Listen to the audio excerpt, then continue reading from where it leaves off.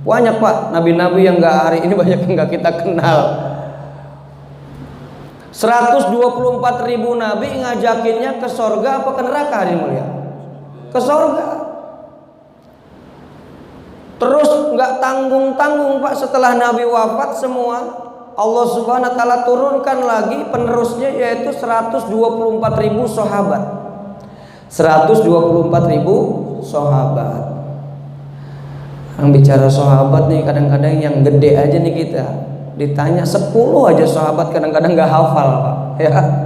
Ya Allah, bocah kecil hari ini Pak, kalau ditanya sahabat kagak ngerti. Tapi kalau ditanya Upin Ipin, Tayo, Shinchan, SpongeBob, hafal semua dimulia karena hari-hari ditaklimin begitu. Makanya ini ada kitab Fadail Amal sama Hayatus Sahabah tuh Pak, 3 jilid. 124.000 sahabat tuh Pak, dicatat di kitab itu. Nah, harusnya kita kenalin nama tuh bocah tuh. Siapa Abu Bakar Siddiq, siapa Umar bin Khattab, siapa Sayyidina Ali, siapa Sayyidina Utsman, siapa namanya Abu Dzar Al-Ghifari, Tamim Ad-Dari, Abu Hurairah. Kenalin dari mulia. Abu Tolha ada tuh Pak. Abu Tolha ada. Abu Janda nggak ada Pak. Abu Janda nggak ada ya. Allahu Akbar. Jadi kenalin Pak anak-anak kita sama sahabat Nabi. Yang hari ini anak kita kenalnya sama tokoh-tokoh fiktif. Kadang nggak jelas siapa yang bikinnya hari mulia. Coba Pak, kalau zaman saya dulu masih ngalamin film Satria Baja Hitam, ya, Ultraman, Power Ranger, ada lagi yang perempuan tuh namanya Sailor Moon, ya. Itu Pak hafal anak-anak dengan gaya-gayanya, dengan kekuatan bulan datanglah. Coba ya Allah, nggak ada nyebut Allahnya sama sekali hari mulia, ya. Ternyata tokoh-tokoh fiktif kayak gitu itu buatan orang-orang di luar Islam supaya anak-anak gak kenal dengan Allah hadirin mulia. Ini ada kisah Pak, wali kota Bengkulu namanya Pak Helmi Hasan. Alhamdulillah dia ikut dakwah, masih aktif, keluar 40 hari. Orang-orang nyalon nih dia Pak, lagi pemilihan, dia malah keluar urus 40 hari, pulang dia menang hadirin mulia. La ilaha illallah. Jadi kita promosinya sama Allah, nanti Allah yang akan promosi nama masyarakat. Tahu-tahu ngelihat emang akhlaknya bagus, muamalahnya bagus, muasarohnya bagus, maka masyarakat gak mau milih yang lain, milih dia tetap. Itu dia yang kayak begitu aja, dia mulai diuji sama Allah. Datang ke masjid sama anaknya, 2 orang Pak, bawa anak kecil, adik abang. Maka begitu lagi sholat, abang sama adiknya ini anaknya dialog Pak. Lagi sholat, bukan lagi ke mall, bukan lagi jalan-jalan, lagi di masjid Pak. Adiknya ngomong, bang, kalau seandainya Ultraman diadu sama Allah, menang mana katanya. La ilaha illallah. Karena hari-hari bocah tuh ngeliat Ultraman, dibeliin baju Ultraman, dikasih video CD-CD-nya Ultraman, sampai boneka-bonekanya, kamar-kamarnya semua Ultraman. Lah masuk tuh Ultraman ke dalam hatinya dia, bahwa Ultraman makhluk yang paling kuat.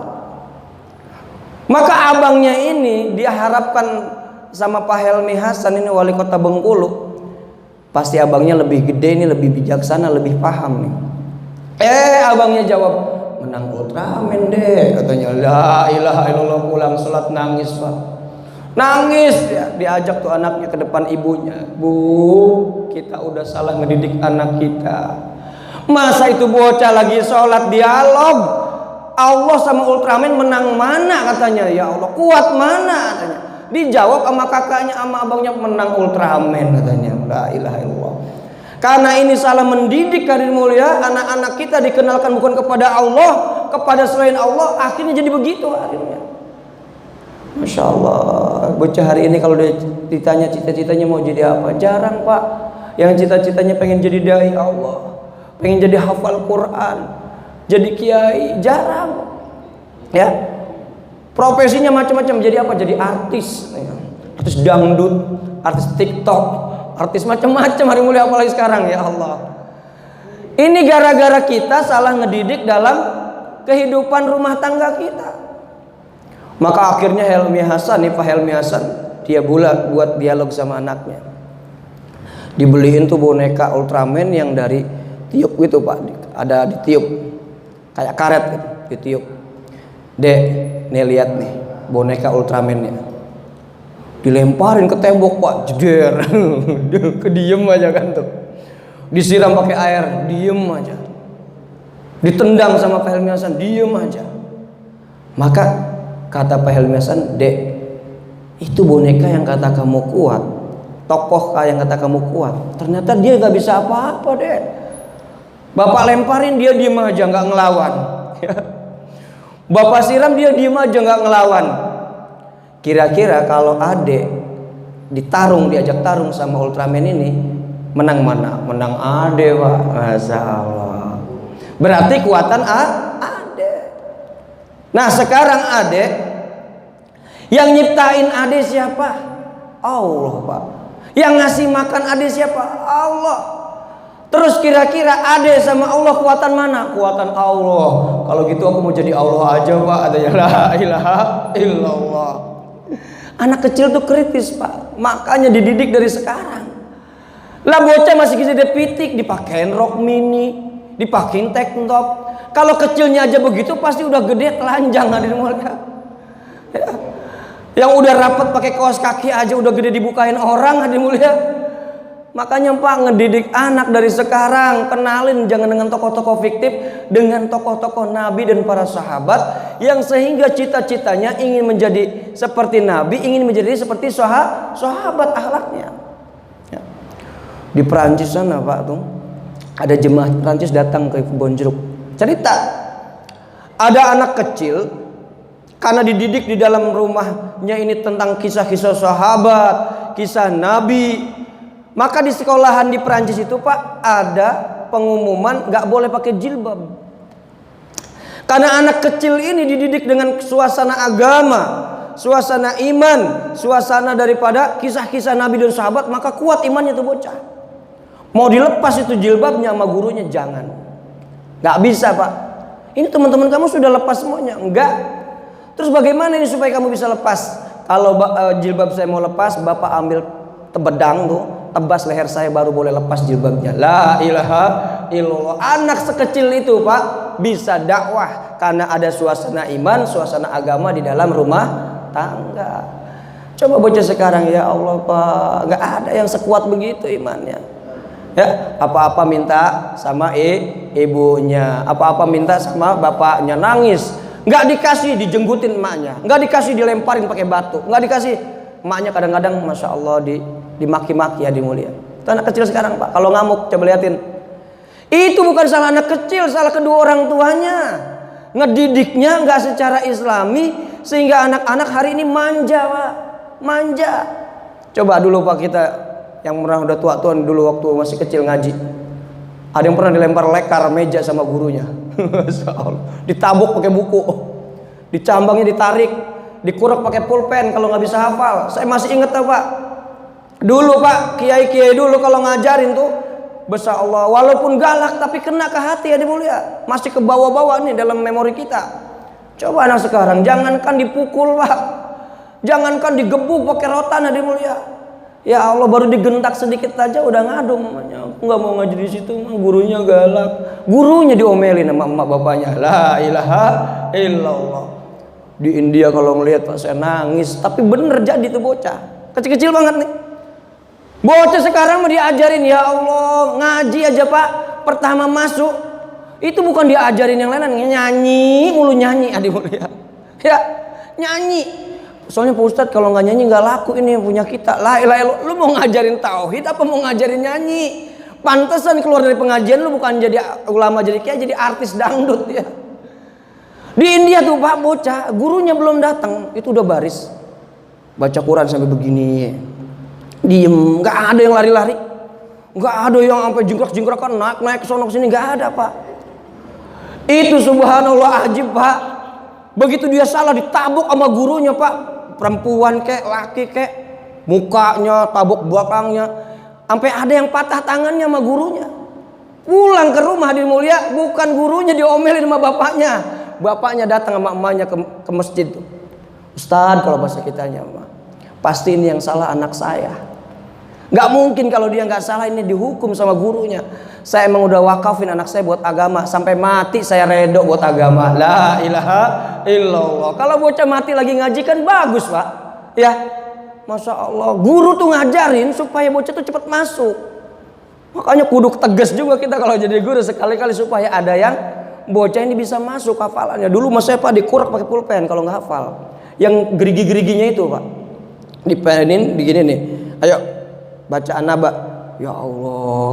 Itu hampir ada yang nangis, ada yang tapi jadi semua. Karena didikannya betul Pak, mendidik untuk supaya anak-anak ini paham dan juga anak-anak ini hafal dalam ini pelajaran. Jadi hadirin mulia, ini hadirin sudah banyak zaman-zaman sekarang, Masya Allah kita lihat agama makin menurun, kualitas iman manusia semakin menurun, kualitas amal semakin malas hadirin mulia. Ya, yakinnya ilmu yakinnya susah, Bang Nean. Dulu orang belajar bismillah doang itu bisa jalan di atas air karena yakinnya kepada Allah benar. Kita hari ini Masya Allah hafal surat Al-Waqiah, Ar-Rahman ya. Ya, mintanya apa Pak? Supaya tambah rezeki ya. Baca ada bocah yang amalan surat Yusuf mulu supaya ganteng. Akhirnya bini orang pada suka sama dia. Di pabrik orang suka sama dia semuanya, betul cewek-cewek. Mintanya begituan yang kecil. Ya. Jadi yang pertama diminta sama kita nih iman yang sempurna Pak. Yakin kepada Allah, la ilaha illallah. Kalau orang punya iman Pak, di mana-mana beres. Ya, nggak punya duit, di jalanan kehabisan, nggak ngadu sama orang. Kata Nabi SAW hadirin mulia, para ulama sampaikan orang yang setiap ada kesusahan dia ngeluh sama orang, suka ngadu sama orang, apalagi minta, bukannya tambah bener, ditambah kepakiran hatinya, ditambahkan miskin dalam hidupnya hadirin mulia. Orang percaya Pak, umpamakan di lampu merah tuh ada nenek-nenek atau kakek-kakek yang dulu istiqomah tuh minta-minta Pak. Berapa tahun kemudian udah nggak ada nenek-nenek itu, ternyata ada anak muda. Nanya kita nih, dulu nenek-nenek sama engkong-engkong yang biasa minta di situ kemana? Oh udah meninggal. Di mana dia rumahnya? Rumahnya di sono. Kamu siapa? Saya cucunya, gantiin. La ilaha illallah. Banyak Pak.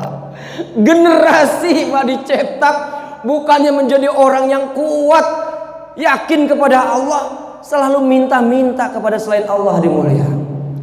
Orang-orang yang selalu minta selain kepada Allah, wallahi Pak, orang seperti ini nggak akan pernah bisa cukup hatinya. Saya pernah waktu buka toko di pinggir jalan sono dekat Darussalam. Ada dua orang suami istri. Nggak tahu Allah alam bisawab, saya nggak ngerti. Tapi ini cerita dari tetangga saya ini. Dia punya motornya 15, punya rumah, saya sewain. Itu kalau minta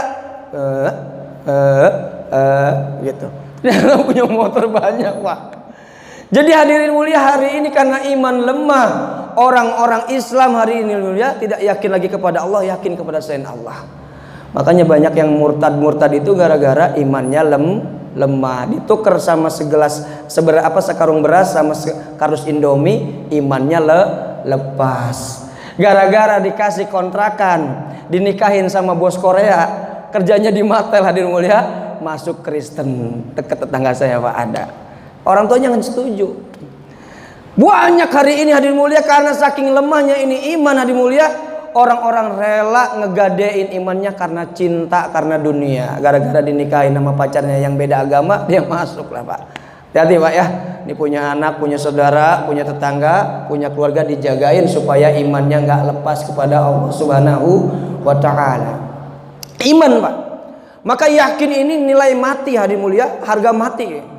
Bukan NKRI harga mati nih Pak. Iman kepada Allah harga mati.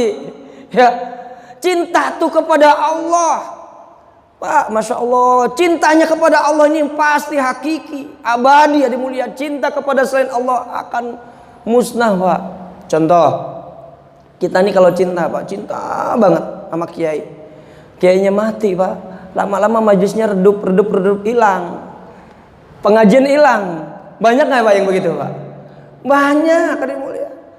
Makanya ini kita digembleng hadirin mulia, jangan ngaji karena figur, kan ngaji karena tokoh, ngaji karena Allah hadirin mulia.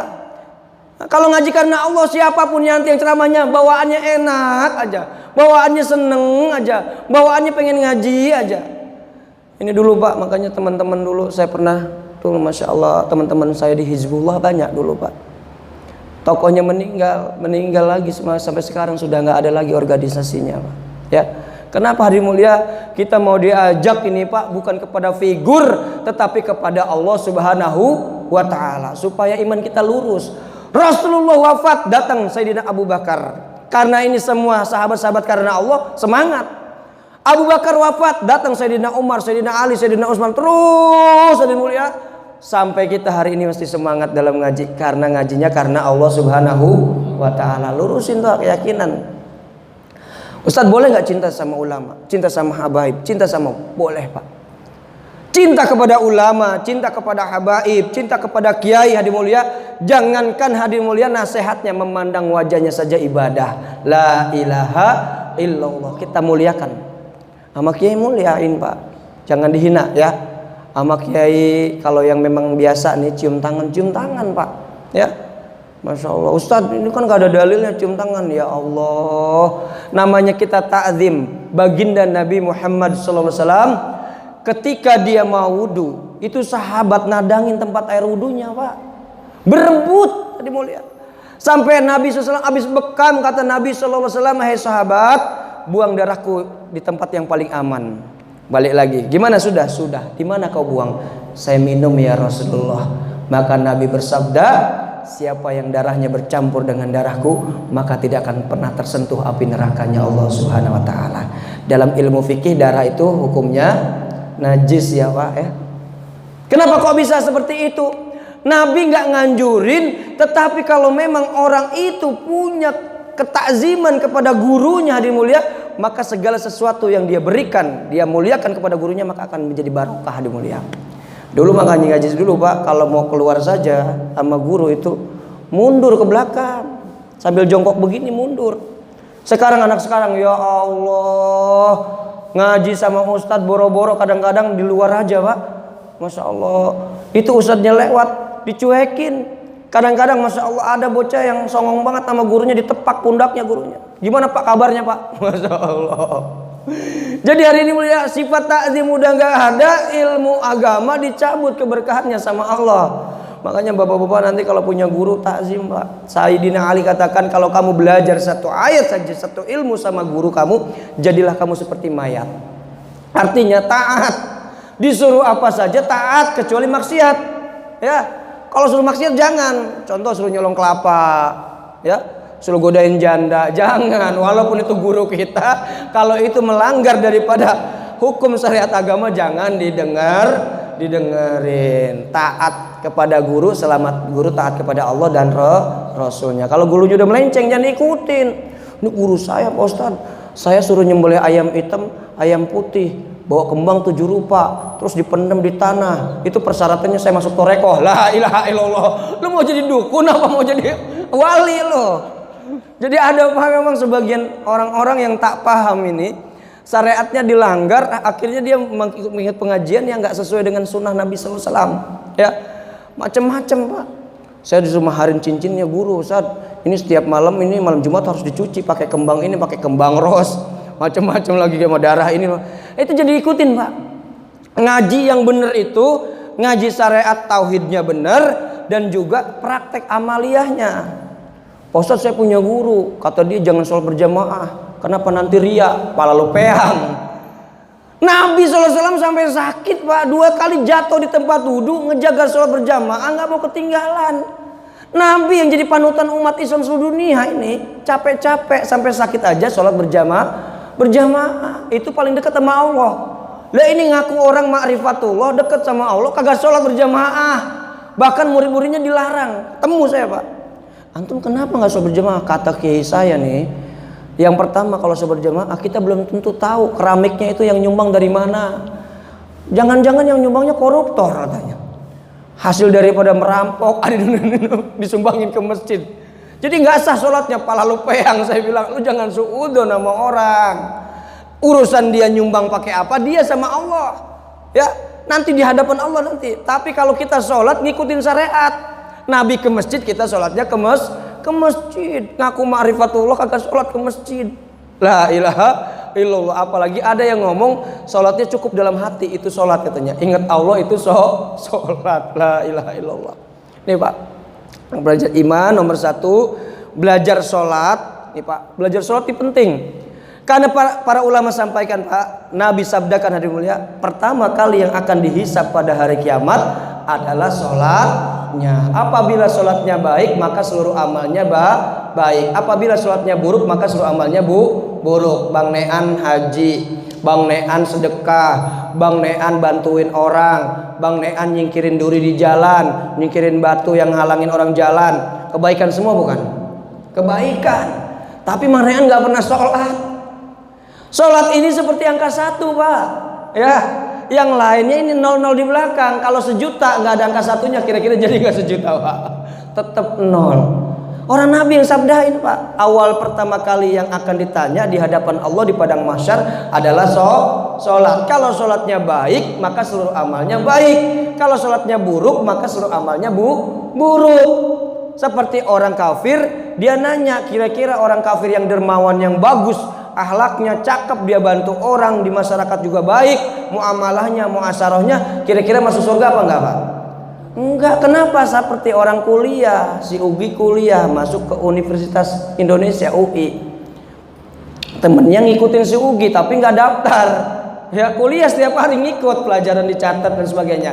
Begitu lulus si Ugi dapat ijazah, temennya nggak, komplain dia, Pak Guru kok saya nggak dapat ijazah? Lah kamu daftar nggak waktu masuk kuliah? Enggak, saya cuma nyontek dong di pinggir jendela. Tiap hari saya belajar. Walaupun kamu cerdas, kalau kamu nggak ikutin prosedur pendaftaran dan juga administrasi kuliah, kamu nggak akan dapat ijazah. Sama.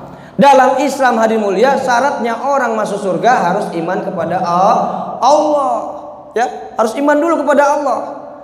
Dia sudah beriman kepada Allah, maka sudah mulai argonya naik tuh. Buat amal ibadah sudah mulai dihitung sama Allah Subhanahu wa taala.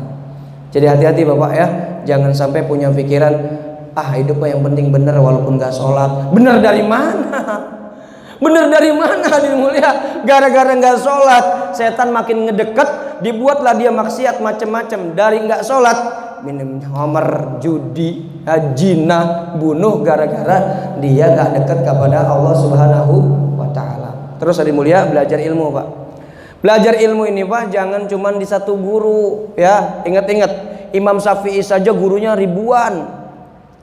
Bahkan ada salah satu ulama untuk mempelajari bab haid saja, berapa kitab, berapa wanita yang dia nikahi untuk belajar Pak. Belajar bab haid, ternyata di perempuan ini punya kendala penyakitnya ini. Itu untuk mempelajari darah haid saja Pak, ada salah satu ulama yang menikahi ratusan wanita. Saking kepingin tahu ini bab ilmu adik mulia. Ya. Apalagi kita berguru jangan saklek. Kata guru saya nggak boleh, selain guru saya yang nyampein nanti takutnya berbeda. Nanti saya nggak tertolak ilmu saya, amal saya. Jangan begitu. Itu doktrin seperti doktrin gereja Pak. Dibikin doktrin supaya orang ini nggak kemana-mana, ke dia aja. Ilmu agama ini luas Pak. Ya. Imam kita saja subhanallah di Indonesia ini Pak, di dunia ini ada 4 mazhab, Imam Syafi'i, Imam Hambali, Maliki, Hanafi. Tapi kalau kita mau berunut dalam satu koridor jalurnya satu. Tapi kalau mau pelajari silahkan ya, yang dipakai satu, mazhabnya Imam Syafi'i, dari mulai takbir sampai salam ikutnya mazhab Imam Syafi'i. Makanya belajar itu, jangan saklek ya, saya nggak mau belajar mazhab Islam kok dikotak-kotakan gini. Nanti itu di akhirat itu ada bendera. Siapa yang memang orang-orang ulamanya ahli lurus, jalan lurus dari mulia, itu akan sampai kepada Rasulullah ya. Maka nanti Imam Syafi'i megang, Imam Hanafi megang, Abu Bakar Siddiq megang, Sayyidina Umar megang, sampai nanti ujung-ujungnya ketemu baginda Rasulullah sallallahu alaihi wasallam. Kalau haji tuh Pak, kayak Pak Haji Samsudin nanti semua berangkat haji atau berangkat umroh, ada kloter-kloternya, ada kelompok-kelompoknya kan Pak. Oh ini timnya Pak Haji Samsudin, ini timnya Ustadz Mahdi, timnya Kang Anda, amin ya robbal alamin. Kang Anda doain mudah-mudahan punya travel nanti di sana di kampungnya. Bisa berangkat numpang kita nanti gratis umrohnya. Jadi hadirin mulia, itu maksudnya supaya memudahkan dalam syariat agama. Mazhab Imam Syafi'i, kalau wudhu saja walaupun itu bersama istri, kita sentuhan batal. Kecuali kuku sama gigi. Jangan diaduk-aduk. Mazhabnya Imam Syafi'i. Megang istri kagak batal. Kena kotoran kena kencing kucing, kencing kena tai ayam kagak batal. Di mazhab yang lain memang ada yang nggak membatalkan. Masya Allah. Makanya belajar Pak. Saya waktu di Setu nih belajar sholat nih Pak. Ini belajar sholat mazhabnya Imam Syafi'i. Hampir serentak, kalau nggak percaya tanya. Yang benar-benar Ahlussunnah wal Jamaah ya, itu rata-rata Pak, dirinya itu nggak bekangkang begini Pak. Itu begini Pak. Segini tuh. Lurusin badan kita, nanti orang semuanya lurus. Jadi nempel semua ke pundak-pundak. Lah kalau begini, udah renggang yang lainnya. Itu mazhabnya Imam Syafi'i. Begitu takbir juga Pak, angkat tangannya itu pas di bawah daun telinga, bukan di sini. Itu mazhab yang lain. Begitu sedekap ini Pak, itu di antara di atas bujel sama di bawah dada. Belajar Pak, saya waktu itu astagfirullahaladzim bengong, saya ternyata hampir serentak saya tanya guru satu persatu, rata-rata begitu Pak cara sholatnya. Itu nggak boleh ngedangkak begitu, begini satu. Pak Ustadz nanti orang nggak rapet, orang suruh nyamping, kalau dia udah nggak mau jangan dipaksa. Karena agama ini bukan paksaan, nyampein udah, jangan maksa. Itu ternyata ajengan saya Pak. Beliau dapat ini lama, dia berguru sampai ke Malaysia, ketemu datuk di sana. Ternyata beliau turunan para habaib. Dia lama 20 tahun istikharah minta kepada Allah ingin berjumpa dengan Imam Syafi'i. Dalam mimpinya diajarkan tentang bab sholat. Pas banget ketemu mimpinya, ketemu Rasulullah, di sampingnya Imam Syafi'i. Belajar tentang sholat, Imam Syafi'i yang meluruskan. Begini Imam Syafi'i, na'am, Masya Allah.